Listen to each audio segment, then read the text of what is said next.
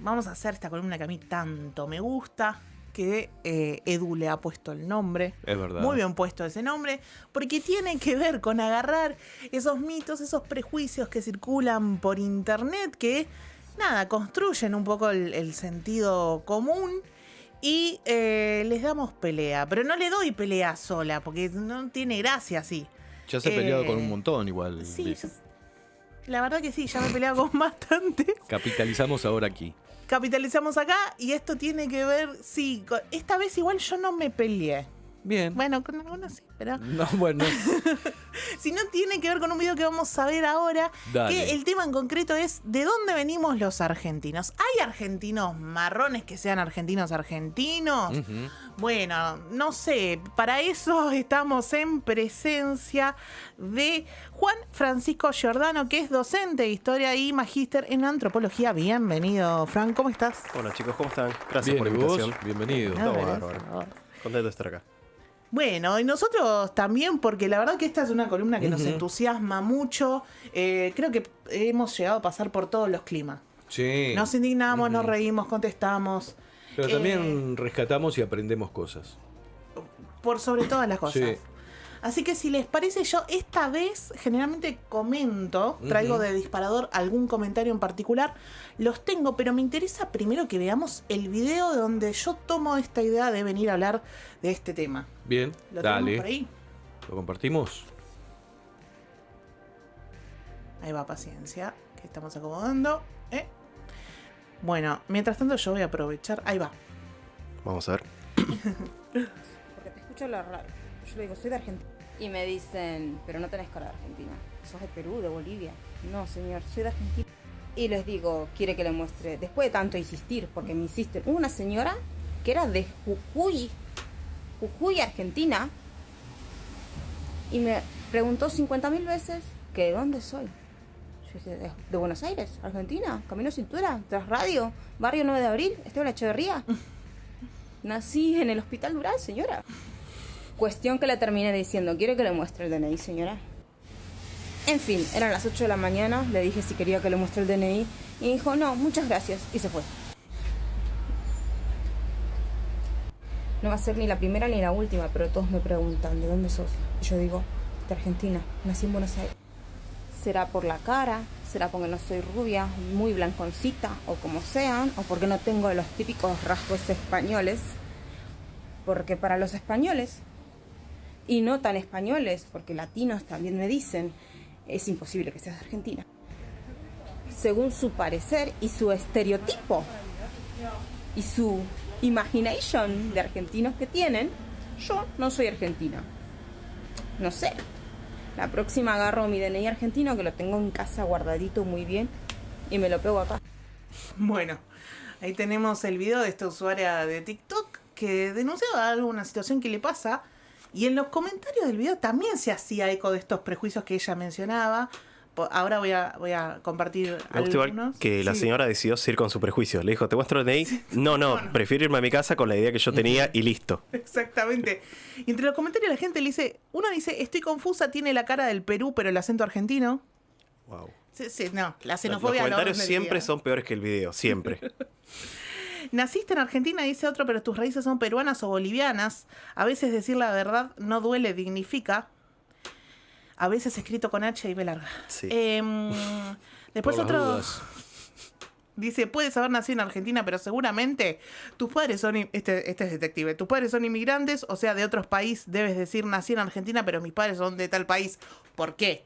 Es un concepto raro porque medio que no se puede ser argentino originario. No, la Argentina tiene 200 años. No hay un argentino originario. Somos todos, por lógica, descendientes de inmigrantes.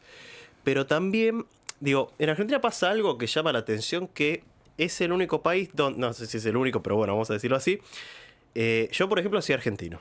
¿No? Mis papás son argentinos, mis abuelos son argentinos, ya mis bisabuelos no. Vasco, italiano, un poco indígena, un poco de todo. Ahora, yo soy argentino. A mis abuelos les decían argentinos, a pesar de que eran hijos de inmigrantes. Ahora, yo vivo en el barrio de Tolosa, ¿no? Concretamente una parte de Tolosa que le dicen La Boliviana, por eso es un barrio de muchos bolivianos. Y vos tenés chicos que son cuarta generación, tercera, cuarta, lo que sea, y la gente le dice los bolivianos. Entonces, y no porque tenga nada malo ser boliviano, pero sí llama la atención que yo siendo cuarta generación, vamos a decirlo, de inmigrantes, sí argentino, pero un nene que tiene un bisabuelo o un abuelo de Bolivia siempre va a ser boliviano, por lo menos para la visión que tiene alguna gente, ¿no? Que es muchísima, porque los comentarios, yo no sé qué tan representativo es internet, pero de algo es representativo, ¿no?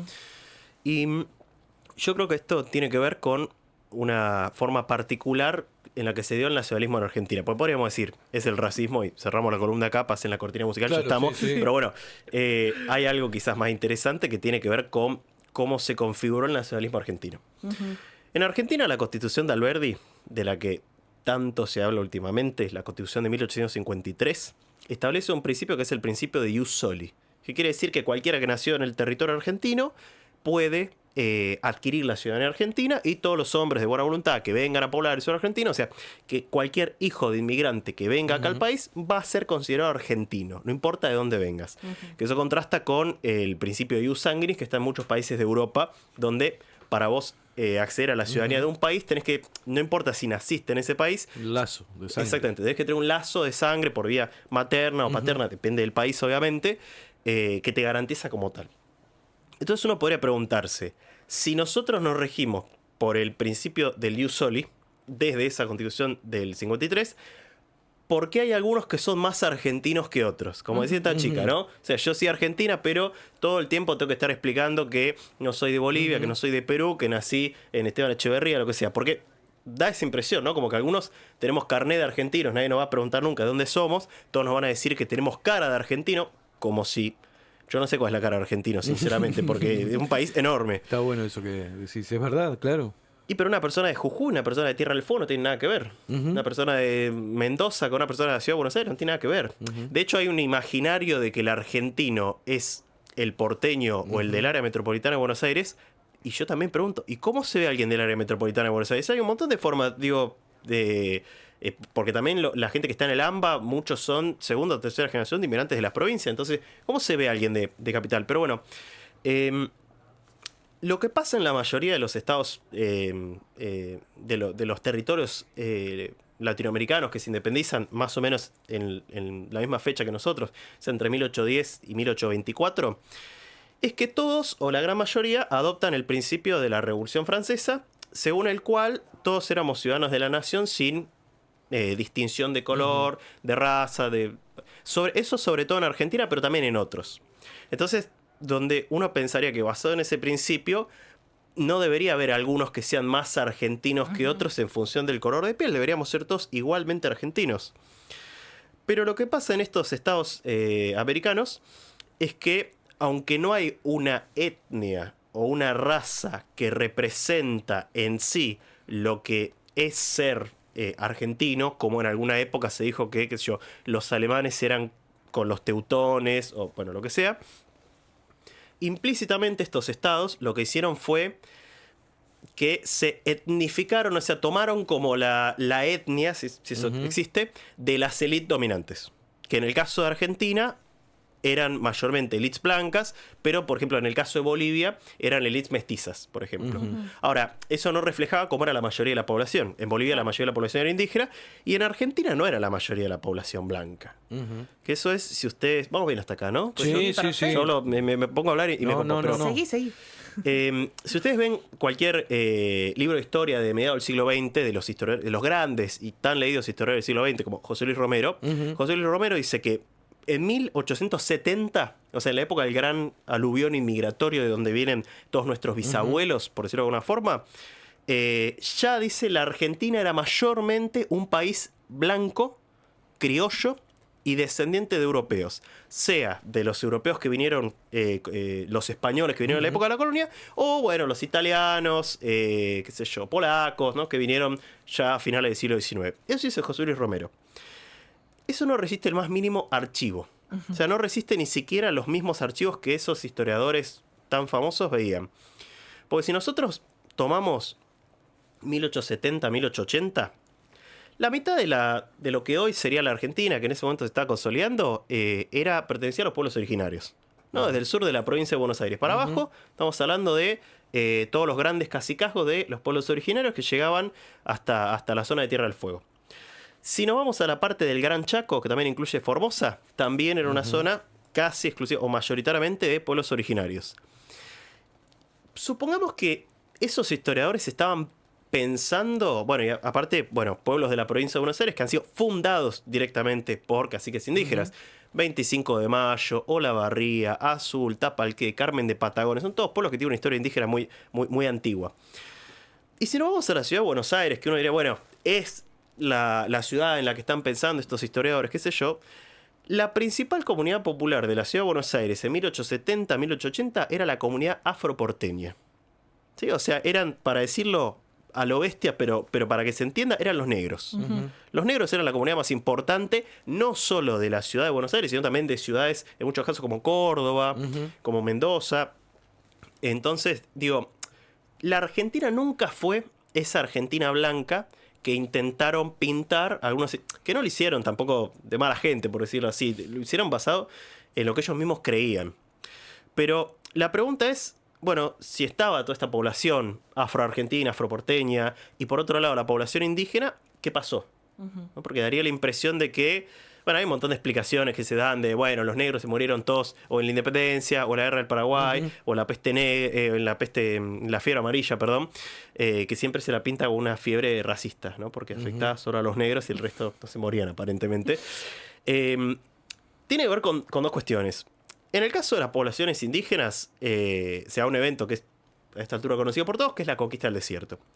Que la conquista del desierto no termina con los indígenas en términos de un exterminio físico, sino que en realidad la gran mayoría son secuestrados. Estamos hablando de que se toman aproximadamente entre 5.000 y 7.000 prisioneros, según los cálculos más recientes. Y esos prisioneros van a hacer de los documentos. Yo estuve viendo todos los bautismos que se dan en la isla Martín García, donde dice, bueno, se llama Catunao, le ponemos José y María, los nombres más, ¿no? Obviamente por José y María de la Biblia, se le ponen esos nombres. Entonces, cuando uno va a los documentos es imposible reconocer su condición indígena porque adoptaron esos nombres y en muchos casos adoptan apellidos españoles de las familias que los toman como sirvientes domésticos, en muchos casos. Eso pasa principalmente con los indígenas. Y con la población afroporteña o afroargentina, lo que pasa es sencillamente que hay un proceso de mestizaje. O sea, donde esas poblaciones se empiezan a integrar a otras poblaciones de las ciudades. Las que vivían en comunidades específicamente negras o afroporteñas, que muchas de ellas van a seguir estando hasta más o menos 1960, por ejemplo, en la ciudad de Buenos Aires había algunos barrios todavía que eran afroporteños, van a ir desapareciendo, porque mayormente eran pobres, o de clase trabajadora, clase baja, entonces los van a ir moviendo a diferentes puntos de la Argentina, y se van a ir confundiendo con el resto de la población. Y acá hay algo muy importante que pasa, que es el censo. Los censos del siglo XIX incorporaban la pregunta por el color de piel o la raza. ¿No? Como se decía en esa época, vos, el censista, nada de autopercepción. No piense que iban y te preguntaban, che, vos cómo te identificás. No, el censista te miraba y decía negro. Negro, blanco, o una palabra que se usaba mucho, trigueño. La palabra trigueño, que hablaba de alguien que era... Si algo que nosotros se diríamos sigue morocho. utilizando a veces el trigueño. Sí. A veces se usa, pero no en un documento oficial. No. Me corro, pero quiero decir, no es una palabra que ha desaparecido. No, por supuesto. Que habla de alguien que es, nosotros diríamos morocho, ¿no? Como que es más tirando a árabe, como que no es lo que después se llamó el negro mota, ¿no? Que es para identificar más a los migrantes africanos, ¿no? Pero que tampoco es blanco como uno se imaginaría a un polaco o a un alemán, que bueno, también es discutible que sean así de blancos. Pero bueno, esa categoría de negro, de trigueño, permitía un poco identificar en lo que era en ese momento el territorio de la Argentina una gran amplitud de tamaños y colores, vamos a decirlo, que no era muy distinta al resto de los países de Latinoamérica. Obviamente, lo comparás con Brasil, por supuesto, había muchísima mayor población negra en Brasil, obvio. Pero después esa pregunta se saca por una cuestión de, bueno, somos todos iguales, entonces no hay color. Bueno, pero sí hay color. Lo que pasa es que ya no se deja más asentado. Entonces, claro, si uno ve los censos, pareciera que se murieron todos los negros y que desaparecieron todos los trigueños, porque las categorías pasaron a ser blanco y en algunos casos seguía estando la categoría negro, pero sí ya esa categoría identificaba a todos los que eran de la población descendientes de africanos. Bien. Entonces todos los trigueños pasaron a ser blancos. Entonces, bueno, si uno mira los censos, parece que eso, que desapareció. Y ese imaginario es tan fuerte que incluso va en contra de lo que la propia gente ve y lo que la gente se cruza en la calle. Como esta chica, que ella dice, yo soy argentina, y dicen, ¿estás segura? ¿Revisaste bien tu historia familiar? Acá hay sumo otros comentarios, dicen, por ejemplo, pensándolo bien, tenés un leve acento que no es argentina, vamos diciendo todo. Que también hay esta cuestión, ¿no? Del acento argentino, por lo menos para otros países, es el porteño, pero no se tiene en cuenta ni la gente de San Juan, ni en Mendoza, ni en Misiones, ni en Córdoba, digo. El acento también es algo que marca una diferencia, que no es en todo el país exactamente igual. Y acá había otro... Y que ese acento porteño, concretamente, es el italiano. Porque es una forma más italiana. Es las películas de Luis Sandrini, ¿no? De pero, chicho, tomate, el mate, que hablan así, yo digo, hablan en argentino, porque es ese argentino de las películas. Perdón, te interrumpí, pero me quedé pensando en eso. Sí, y había otro más que dice, ¿y tus papás de dónde son? Naciste en Argentina, pero tenés otros orígenes. Digo, y acá la gente de repente se convierte en especialista, tiene rayos X, sí. Especialistas también muy prejuiciosos. Porque, sí, no, claro. En realidad con un sesgo bastante importante. Claro, viene ahí la cuestión. Seguramente que alguien... no sé cómo identificarán ellos. La verdad me asombra un poco, me disgusta lo que estamos hablando. Pero es que piensa una Porque, cosa, ¿no? Perdón, es triste el audio de la piba. Se lo toma con humor al final cuando dice lo de... Sí, pero está indignada. Claro, no está cansada. bueno. Y a veces las tonalidades de la voz... lo traigo a cuenta y les habrá pasado alguna vez. A veces los tonos con los que uno se comunica no tienen ni que ver con eso. Ni con la región, ni con nada, ¿no? A veces las entonaciones, las voces. Y yo he escuchado en algunos términos, ¿de qué país venís? No, soy argentino, qué sé yo. No, la verdad que es su tono de voz, su manera de hablar. Pero aparte como si hubiera una forma... Yo lo que insisto es, aparte como si hubiera una forma de ser argentino, pasa con los pueblos originarios, ¿no? Cuando aparece alguien que se identifica como mapuche, como tehuelche, qué sé yo, dice, no, porque el tipo usa jean, qué sé yo, escucha punk, qué sé yo, los indígenas que yo conozco usan boleador, andan a caballo, digo, pero para... Vos sos argentino, supuestamente. Sí. Bueno, vas a tertulias, bailás, minué, qué sé yo. ¿Hacés algo de lo que hacían los argentinos de 1810? No. Y bueno, ¿por qué todos los demás tienen que incorporar esa cosa de tengo que hacer lo mismo que hacía hace 200 años para que me identifiquen como que pertenezco a ese colectivo? Es rarísimo porque es no pensar la historia, es no pensar la globalización y es no pensar también la historia de un país como la Argentina que desde el principio, que desde las élites liberales que ahora se reivindican en muchos casos sin tener ni idea de lo que dijeron, se fomentó que vinieran. Entonces, no sé, me parece hay que revisar un poco esa historia también. Sí, y también esto que se reduce, ¿no? Esto de la gente marrón a Perú-Bolivia. Claro. Digo, ¿por qué se habla de esos dos países? ¿Por qué no se habla de Colombia? ¿Por qué no se habla, no sé, de otros países? Acá otro comentario dice, pero tenés descendencia peruana o boliviana, argentina pura sangre, no, ni idea. Pura sangre aparte, rarísimo. Digo, pero el nivel, perdón la palabra, pero el nivel de nazismo directamente que tienen es impresionante, digo, hasta a nivel familiar. Yo voy a contar una cuestión como para exorcizarla. Mi mamá viene del norte y vivió hasta los 6 años allá, o sea, es más platense que otra cosa ya a esta altura. Pero a ella le decían la negra y a mí me decían la negrita. Porque mi papá es hijo de italiana y bueno, es blanco, ojos verdes, qué sé yo, ¿no? Entonces yo, ojos marrones, pelo marrón, qué sé yo, la negrita. Y a mí me quedó, pero siempre me hizo un toque de ruido, porque mis hermanas además son rubias y blancas, entonces digo, ahí ya estás haciendo una diferencia, ¿no? Bueno, ya lo he sanado, ya voy a terapia, no se preocupen. Pero también me decían esto de, no, vos no sos negrita, sos trigueña.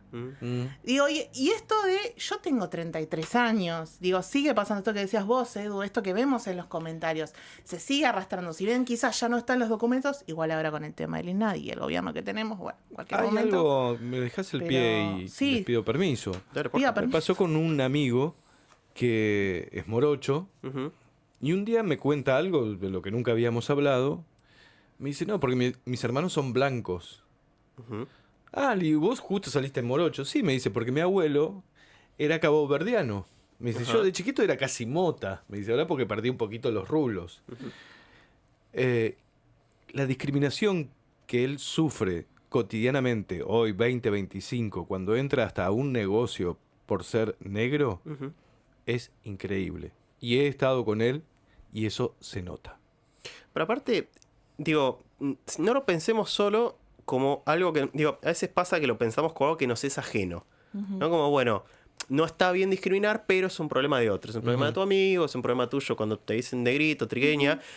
En realidad es un problema de todos, porque en realidad al imponer estas categorías, nos estamos desconociendo a nosotros mismos. Total. Porque hay estudios genéticos que se pueden ver a nivel provincial, qué sé yo, y obviamente no en todas las provincias es igual, pero que hablan más o menos de entre un 40 y un 50% de ADN indígena en casi todos los argentinos. Que puede ser mínimo, puede ser una tatarabuela, que uno en general no la conoce en su historia familiar, porque bueno, una tendencia tanto de los pueblos originarios como de los afroargentinos a invisibilizarse ellos mismos, Claro. en el sentido de, bueno, si yo tengo un abuelo italiano y un abuelo que es indígena, bueno, yo voy a decir que soy italiano y voy a ir al club, a la asociación italiana Seguro, sí. de Berizo, como dice un amigo, Enrique Arguí, que le mando un saludo. Y qué sé yo, en el caso de los pueblos originarios, algo que yo lo vengo estudiando, esta cuestión de, bueno, yo no digo que soy indígena, ¿no? Porque obviamente eso me hace que me peguen en la escuela, no hablo mi lengua originaria, por eso las lenguas indígenas pasaron por un proceso donde se perdieron durante mucho tiempo, recién ahora están volviendo, recién ahora, bueno, últimos 30 años, pero bueno, es bastante poco. Es reciente. Es muy reciente. Entonces, quizás ese dedo con el que señalamos a los demás para decir vos no sos acá, vos no sos argentino, qué sé yo, también nos está impidiendo reconocernos a nosotros mismos como parte de esa Argentina que siempre fue más que una Argentina blanca de descendientes europeos y que bajó de los barcos, ¿no? Como dicen ahora. Y eso me parece importante, digo, porque tenemos que conocer nuestra historia personal también para conocernos a nosotros mismos. Y seguramente si indagamos nos vamos a dar cuenta que es mucho más compleja que mis dos abuelos italianos que vinieron acá porque se robaron un queso y los perseguía la mafia, ¿no? Una historia de un amigo mío de la secundaria. Sí, total. Y también siempre están los extremos. Hay gente que dice, no, estoy leyendo acá en los comentarios, es la verdadera Argentina. Y volvemos a esto, ¿qué es ser el Claro. verdadero argentino, no? Yo también vivo con esta contradicción que también uno carga con esos sentidos comunes y xenófobos y demás. Pero bueno, a veces las redes sociales ponen la lupa bastante sobre la discriminación literal, porque acá lo están marcando muy bien. A ver, ¿qué más dicen por acá? Me pasa lo mismo, dice una, siempre me preguntan de dónde soy, lo peor es que yo hablo re de barrio sin ninguna tonada de nada. Ahí hay otra también. Se vuelan algunas personas. Esto también sale mucho, el de no tengo tonada. No te la estás escuchando, que es otra Y cosa. sí. Por eso decía yo. La también. tonada siempre la tiene el otro. Claro. No, y todos tenemos una tonada particular como timbre de voz que es único, irrepetible. Entonces Sí. en eso yo hoy me quedaba que a veces te adjudican, no, qué sé yo, no tiene que ver Sí, con sí, la porque región. yo me trago las heces, pero no porque soy del interior, porque soy vago nomás. Y Por hablo así ejemplo. rápido y me dicen a veces, ¿sos del interior? No, soy No, de acá. Claro, no sé, es como soy vago. decirle a alguien que tiene R afrancesada, ah, viniste de Francia, quedaría R paquete, no, hablas mal, tenés R afrancesada. Pero que igual nunca es, viniste de Francia, nunca es viniste de Francia, viniste de Inglaterra, ¿no? Las canciones de cancha nunca... No, claro. Nunca te dice que bueno. sos blanco europeo, justamente. Para ser bueno con los total. que tienen la R afrancesada. Sí, y también tiene que ver mucho con una discusión ya a nivel el territorio, ¿no? Y las huellas que deja el territorio, digo, ¿no? En nuestra forma de expresarnos, en nuestras formas de hablar, no solamente porque nacimos sino también por nuestras familias, por la comunidad en la que estamos.